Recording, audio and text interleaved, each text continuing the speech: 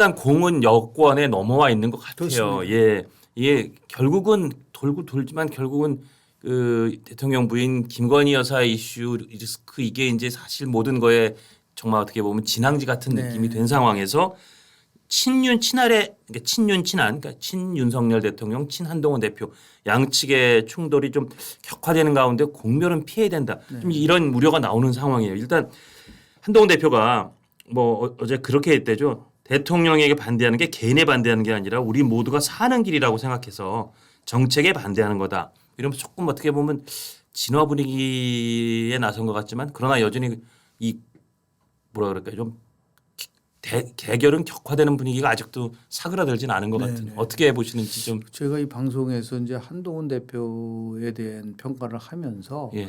한동훈 대표가 끊임없는 뭔가 대안을 제시하려고 하는 그런 노력은 우리가 평가할 수 있어요. 대안 제시는 대안 제시 평가한다. 평가한다. 예. 예를 들어서 뭐 지금 뭐 최상병 특검 문제와 관련돼서 굉장히 첨예하게 대립이 되니까 예. 전당대회 나오면서 제3자 방식의 특검을 얘기를 했잖아요. 대법원장 추천하면 추천하는 예. 그게 이제 대안이라고 보는 거예요. 예. 또 두 번째는 여야 의정 갈등이 굉장히 심하니까 여야 의정 협의체를 구성하자. 예. 그것도 일종의 대안인 거예요. 예. 그 세 번째는 지금 이제 그 10월 16일 재보궐선거를 앞두고 예.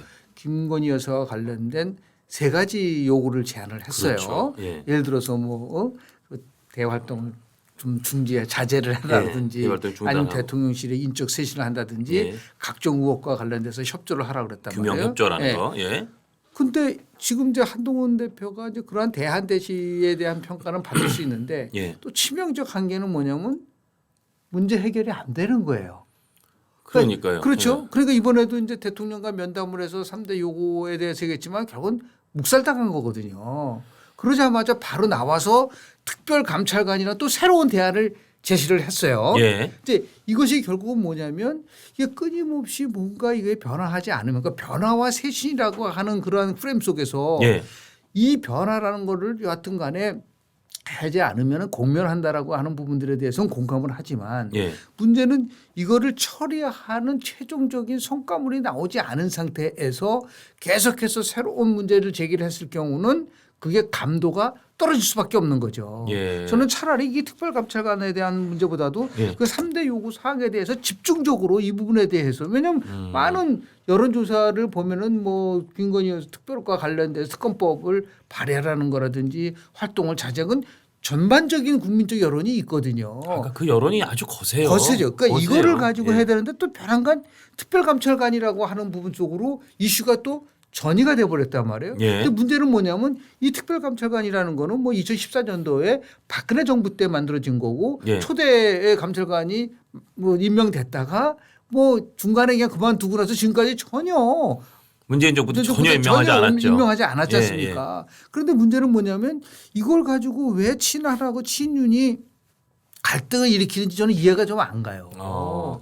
그렇지 않습니까? 이게 지금 이제 한동훈 지금 대표는 김건희 여사 논란의 해법이 될 수 있다라고. 그러니까 이것을 물론 민주당은 반대하지만 뭔가 김건희 여사와 관련된 여건으로서의 최소한의 뭔가 좀 가시적인 성과를 보여줘야 된다라고 뭔가 하는 답답해하고 화가 나 있고 그렇게 좀 눈초리가 매서운 국민들을 위한 최소한의 성의 표시는 해야 되지 않냐. 약간 그런 느낌 같아요. 그런 느낌이죠. 예, 예. 그렇다고 한다면 두 가지 면에서 예. 조금 이제 한동훈 저 대표가 좀 자기가 굉장히 좋아하는 단어가 뭐냐면 정교함이었어요. 정교함. 그 정교함이 되려면 제일 먼저 여하튼 추경호 원내대표랑 비공개든 이 부분에 대한 조율이 좀 있었어야 된다. 사전 조율을 좀 하는 게 사전 어떠냐. 했었어야 되는 거예요. 왜냐하면 뭐 우리가 투톱 시스템이라는 거는 원내대표와 관련된 사항은 되도록이면은 예. 원내대표한테 전적으로 위임한 게 지금 국민의힘의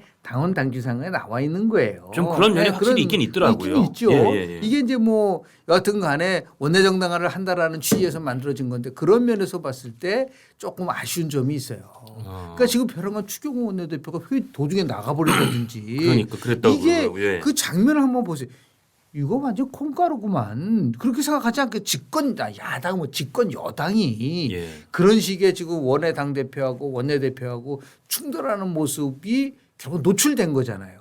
그렇죠. 그거를 결국은 사전에 예. 위원회 막을 수 있는 부분들을 가지고 막지 못했다는 부분에 대한 아쉬움이 있고 예. 두 번째는 지금 또 하나 이제 그 뇌관이 뭐냐면 이 문제와 관련돼서 의총에서 마치 예. 표대결을 해가지고 결판을 내자 이런 식의 말이 막 나오고 있잖아요. 근데 제가 볼 때 의총에서 정말 표대결까지 가면 그거는 진짜 아니, 그래. 공멸인 것 같아요. 공멸인데. 지금 우리 조선일보 네네. 기사 제목도 아니, 친윤 친한 예를 표대결 때는 들어서 공멸 근데 나와줘. 예. 분명한 거는 그렇게 가지는 않을 거지만 예. 벌써 과정상에서 저런 것들이 막 노출되니까 예. 도대체 지금 집권 여당에서는 이게 제대로 흘러가고 있는 거냐라고에 대한 불만들이 굉장히 많은 것이고 예. 이것을 결국은 최종적으로 나름대로 이렇게 좀 조정해야 될 위치에 있는 분이 한동훈 대표인데 우리 한동훈 대표가 어저께인가요? 그저께 청년들을 만나서 한 말 맞습니다. 속에서 예, 예. 제가 약간 의아하게 생각한 부분이 있어요. 어떤 부분이냐면요. 예. 민주당과 무슨 차이가 있습니까? 그러니까 예. 우리는 굉장히 다양하고 당내 의견이 많은데 예. 당대표가 당내 의견을 얘기한다. 그런 표현을 썼어요. 그런 취지로 당 얘기했죠. 대표가 예. 아니 어디에 제가 그렇게 돼 있어요. 당 대표로서 여러 가지 이견을 많이 내, 그다음 또 국힘에서는 정책에 반대하는 목소리를 자유롭게 공개적으로 낼 수 있다. 제가 당 대표로서 여러 가지 이견을 많이 냈다 이런 얘기를 그러니까 했어요. 당 대표가 이견을 내는 게 아니라 예. 이견은 다양하게 내는 건 좋죠. 그러나 최종적으로 이견을 조율하고 더 나가서 그를 좋은 방향으로 끌고 가는 사람이 누굽니까? 그게 당 대표. 그게 당 대표인 거예요. 당 대표가 당내 의견을 얘기를 하고 그런 거가 굉장히 뭐 새로울 수도 있어요. 그런 예. 의미에서 봤을 때 한동훈 대표가 과거에 여의도 문법과는 완전히 다르다라는 거를 제가 누차 강조를 했는데 예. 이거는 굉장히 그렇지 않아요. 왜냐하면 당 대표의 역할과 기능을 봤을 때는 예. 되도록이면 많은 당내 의견을 내게끔 해줘야 돼요. 예. 그러나 당 대표가 이견을 많이 낸다라 그거는 제가 볼 때는 아니다. 그러니까 지금 특별감찰관도 그런 맥락에서 이해할 수가 있다. 반대를 하고 있지만 내가 특별감찰관이라는 거를 제안하고 또 아까 얘기한 뭐 최상병에 대한 제3자 방치 이런 것들이 다 본인이 이제 주도를 하는데 이것이 이견이잖아요. 예. 그런 이견에 대한 부분들이 있겠지만은 이게 좀 더 집권 여당이 좀 안정적이고 예. 그리고 뭔가 조율도 가져가면서 국민들로 하여금 더 나가서 이제 미래에 대한 부분들에 대한 것들이 좀 같이 함께 나가줘야 되는데 그런 거 없이 지금 워낙 이제 김건희 여사 논란이 그러니까 워낙 뜨거우니까 그렇겠죠. 뜨거운 감정이기 때문에 그런데 그런 면에서 보면 조금 한번 조율이 좀 비유하자면 필요하지 이를테면 않을까. 뭐 축구팀 감독이 전술을 짜고 조율하는 자리지 축구팀 감독이 슛을 직접 날리고 뭐 크로스하는 자리가 안 되는 아니냐. 거죠. 그런 의미에서는 조금 더 전략적으로 정교해야 된다. 정교해야 되고 네. 좀 전체적으로 좀 이렇게 조율할 수 있는 그런 역할. 예, 그 역할을 한 대표가 조금 덜 하고 있는 게 아니냐 그런 우려를 하시는 그래서 거군요. 실은 그 한동훈 대표의 참모라는 건 좀 그렇고 예. 그 측근분들이 그런 좀 큰 틀 속에서 봐야 되고 그래서 우리 한동훈 대표가 원로분들을 경험 있는 분들을 많이 만나야 돼요. 원로를 좀 만나라. 많이 만나야 됩니다. 예. 그래서 그때 얼마나 많은 일들이 많았었습니까? 대표적으로 지금 이명박 대통령과 박근혜 대표 전 대표 충돌. 예. 그것도 아직 굉장히 좀 회자되고 있잖아요. 그게 아마 지금 이쪽 보수 진영 정당에서 붙었던 가장 2007년도는 치열한, 거의 내전이라고 예. 그랬었어요. 내전이고. 아니 그렇잖아도 저도 사실 이 빈소를 25일에 갔었습니다만 저는 한동훈 대표랑 시간이 좀 달라서 못 봤는데 지난 25일에 그 이명박 전 대통령의 친형 이상득 전 국회부의장 돌아가셔서 그 빈소에 한동훈 대표가 대구 일정 마치고 찾아와서 맞습니다. 이명박 대통령 부부하고 한 30분 이야기를 나눴다. 네, 그게 네. 또 이제 그 중앙일보의 기사로 나왔더라고요. 맞습니다. 예, 그래서 박근혜 대통령 전 대통령과의 편하지 않았던 관계를 MB 대통령이 언급하면서 하지만 정권 재창출을 위해서 박 전 대통령을 뭐 전폭적으로 지지했다라든지 정권 재창출이 가장 중요하다. 어려운 환경이지만 잘해낼 것 뭐 이런 덕담도 들었다. 이런 게 기사로 나긴 났어요. 거기에 숨은 함의가 뭐냐면요. 두 예. 가지인데 하나는 이명박 대통령하고 박근혜 전 대표하고 비공개 회의를 한 거예요.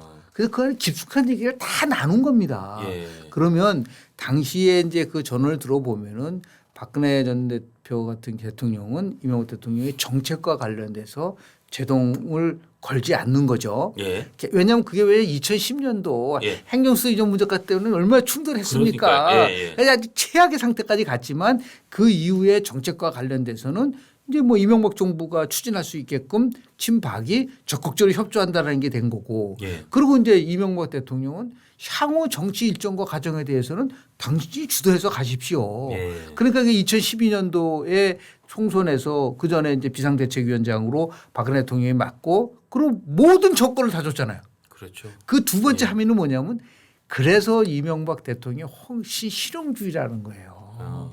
그러니까 기업을 오래 하면서 뭔가 목표가 이윤 창출이다 그러면 그 이윤 창출에서 모든 방법을 다 도월하는 것처럼 이게 정권 재창출이다. 그 정권 재창출에서 가장 필요한 게 뭐냐.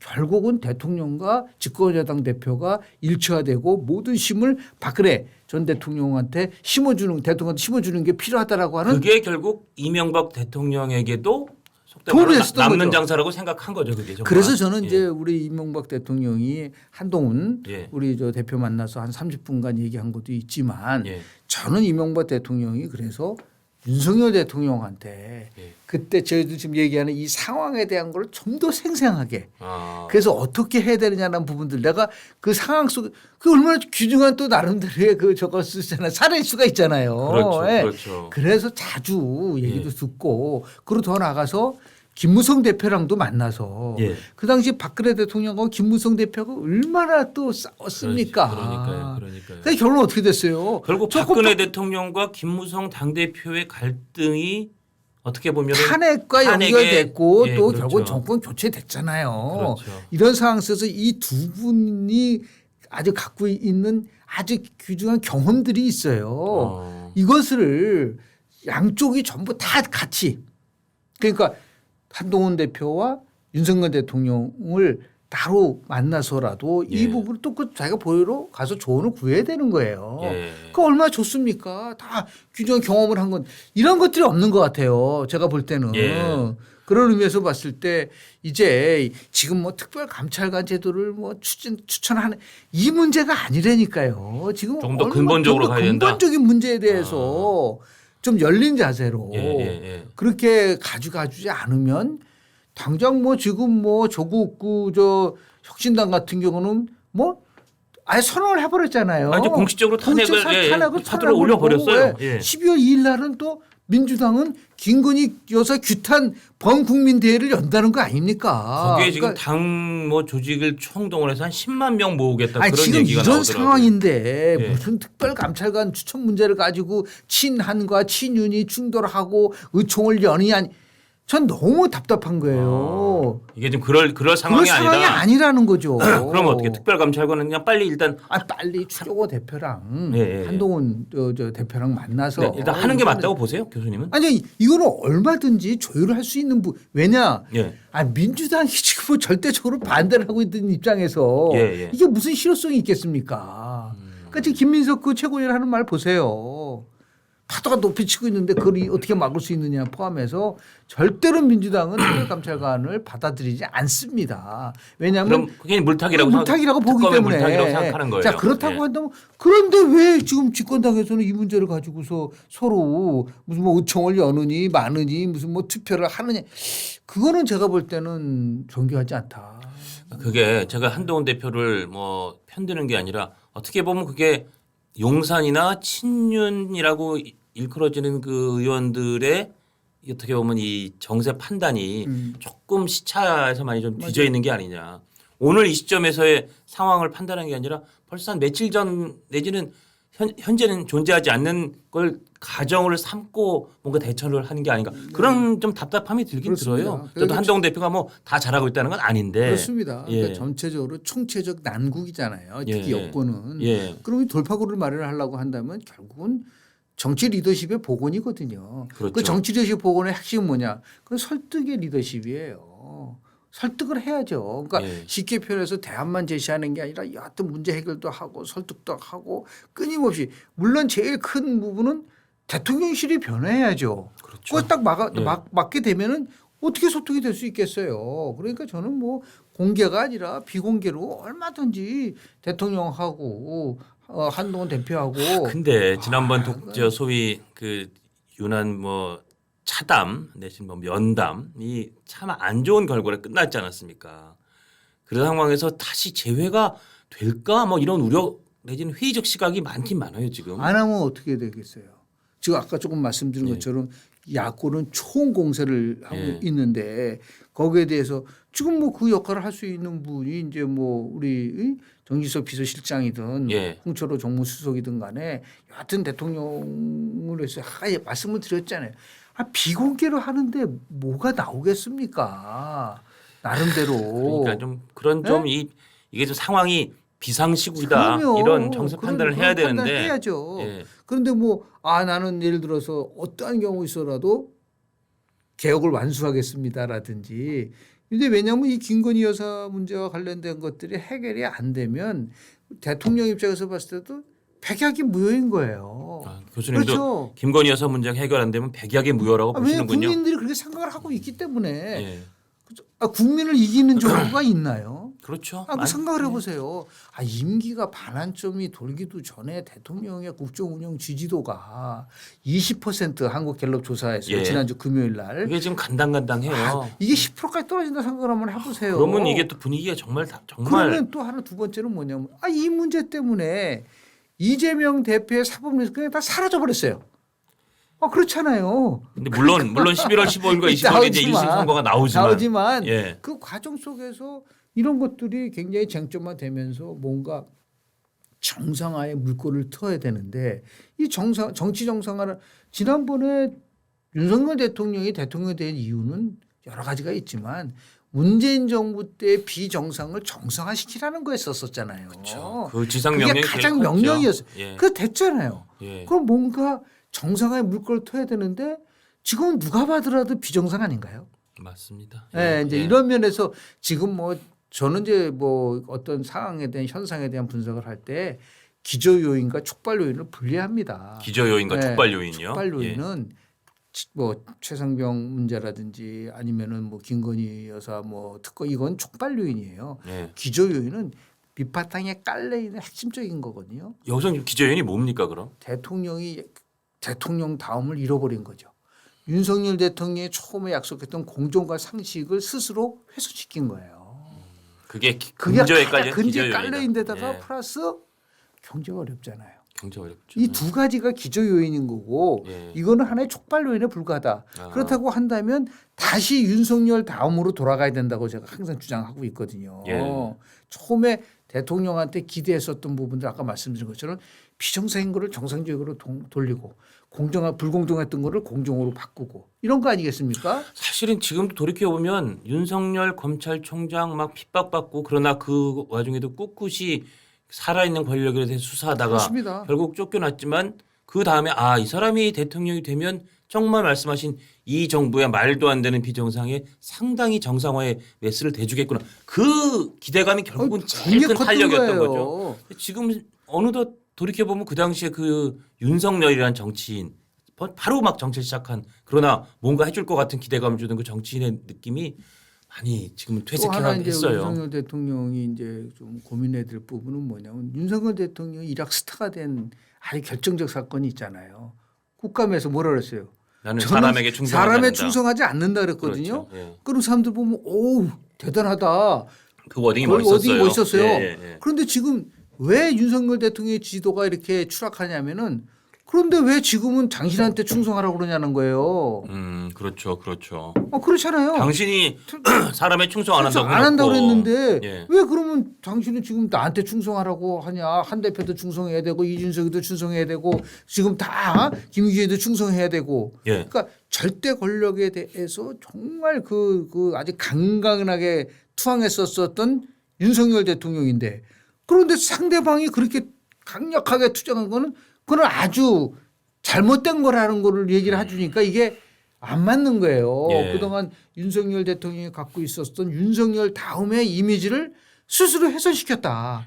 그러니까 지금도 빨리 이 윤석열 다음으로 회복하지 않으면요. 예. 이 위기 극복하기 어려워요. 결국은 아까 말씀하신 그 기저 요인들. 그렇습니다. 그러니까 그 기조에 대한 변화. 윤석열 다음을 잃어버린 게 어떻게 보면 제일 큰 거예요. 제일 대통령 큰 다음도 잃어버린 거 그게 그렇습니다. 제일 큰 이를테면 그 발화 물질이 여러 가지가 이렇게 지금 바닥에 쌓인 그게 쌓였지만. 기저 요인인 거죠. 거기에 이제 불을 붙이는 라이터는 뭐 라이터는 촉발 촉발 요인이지만 요인인 거고. 그러니까 이 발화 물질이라고 하는 대통령을 다음을 잃어버린 윤석열 다음을 잃어버린 그 윤석열 대통령이 빨리 윤석열 다음 대통령 다음을 찾는 게 기본적인 그렇습니다. 아주 근본적인 이 어떻게 보면 해법이라고 해법의 볼수 시작이다. 예, 예. 그러면 또 돌아옵니다 국민들이. 예. 왜냐하면 지금 상황이 얼마나 어렵습니까? 예. 지금 저는 정말 놀라운 거는 조금 우리 나중에 말씀드릴지 모르겠지만 우크라이나 전 보십시오. 그게 이따가 북한 저희가 그 파병이 주제 하는데 다룰 텐데 지금 그런 상황이에요. 그러니까요. 그러니까 예. 지금 미국 대선도 어떻게 될지 불확실성이 높고